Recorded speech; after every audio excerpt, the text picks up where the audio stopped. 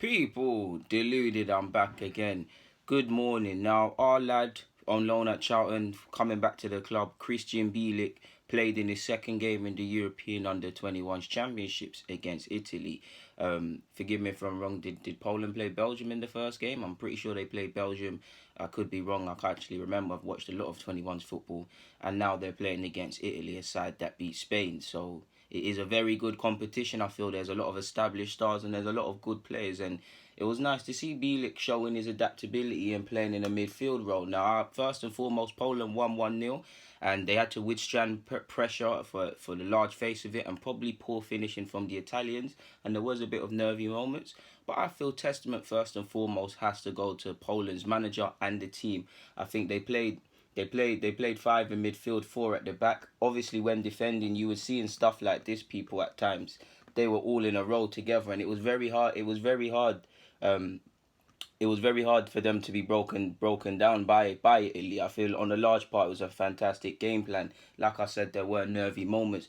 Krystian Bielik, if we just focus on the midfield three and exaggerate the wingers for a bit, he was playing on the right hand side of a midfield three.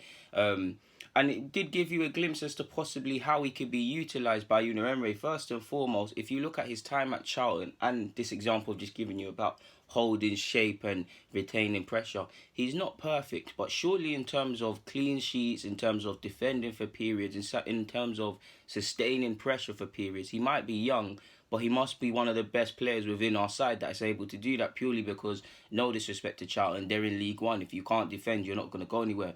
And like I said, Poland were going against the Italian side littered with fantastic talent. You saw Chiesa yesterday as well. I wonder how long before he joins Juventus, such as the path of the young Italians. And Barella was quite good for me.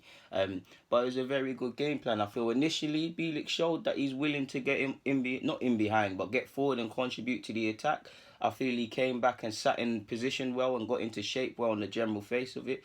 And it was nice to see from the midfield, again, and let me exaggerate the wingers.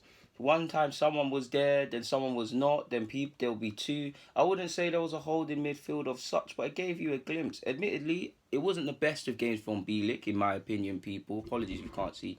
It wasn't the best. It weren't the best of games. He didn't do the most eye-catching stuff. Yes, he scored fantastic. It was actually a fantastic rebound effort from a free kick, and actually his poor first touch led to his teammate being clamped for that free kick. And that's actually one thing with Bielik yesterday. I feel 45th minute, getting towards the end of the first half and the second half, he's got to keep his high standards. It's hard when you're tired. Second half, he did look tired. I feel his first touch wasn't quite sharp. There wasn't quite as much urgency in his game in the middle of the park. And a couple of times, it was a heavy first touch. He was getting away with it, but 9 times out of 10, it was inviting pressure or it was resulting in fouls and things like that. So I don't feel he had the best of games, and he's shown there's a lot to work with. But he's also shown what a quality player can do. Again, typically he won some smart fouls. He put in the effort to win the ball back and things like that. Early on, he started to get forward. After the 15th minute mark, for me, he started to be a bit more withdrawn and things.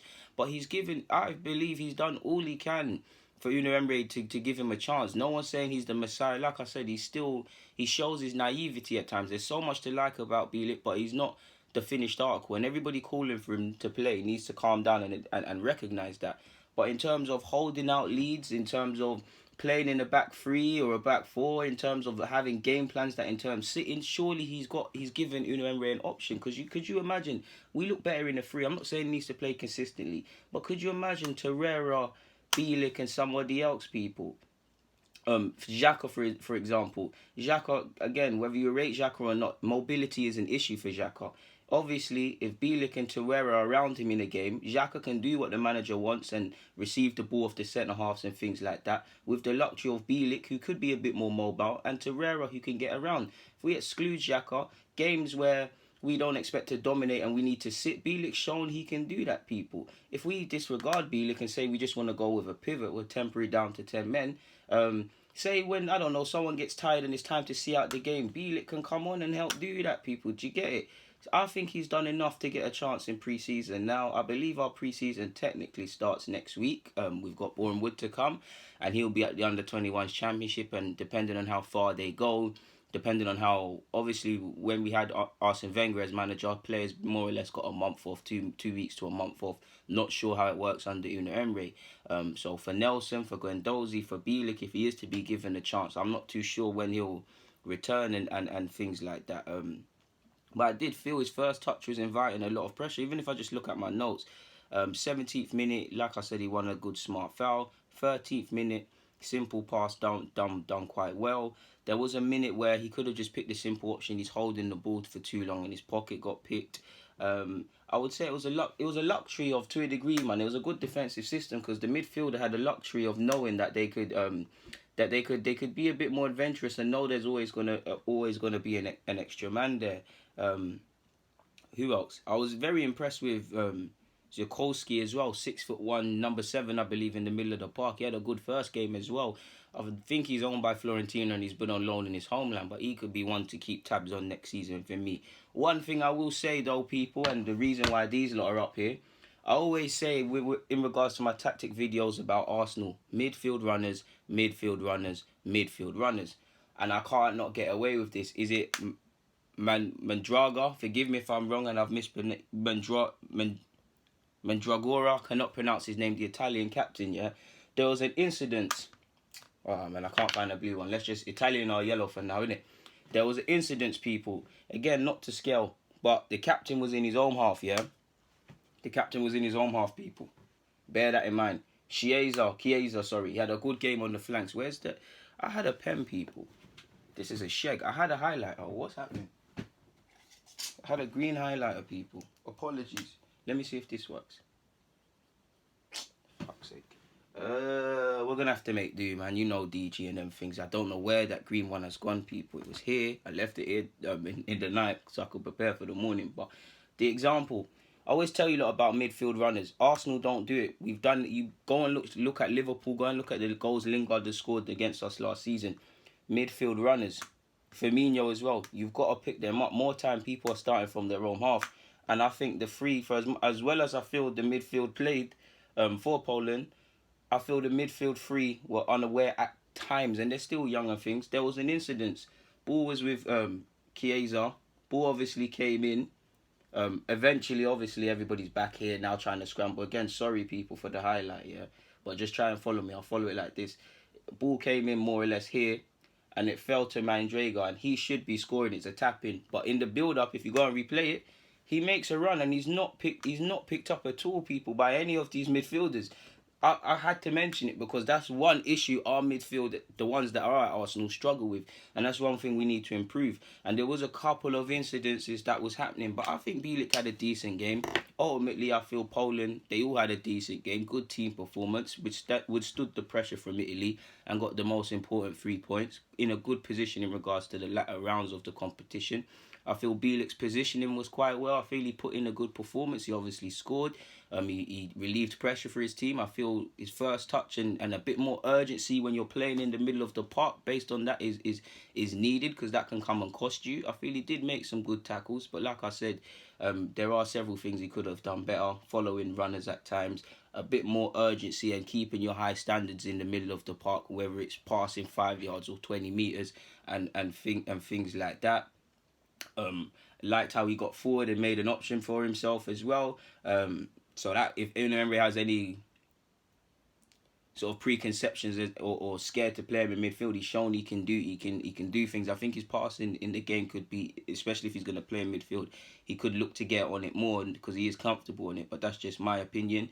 But he's shown that he can, this tournament so far, he can be used in a back three, he can be used in a system, he can be used in games where we're not expected to win and we have to withstand pressure like the Italians made Poland. So there's, in terms of a squad, the 25-30 man squad over 38 games in the Premier League Europa, surely Bielek's done enough to be an option, people.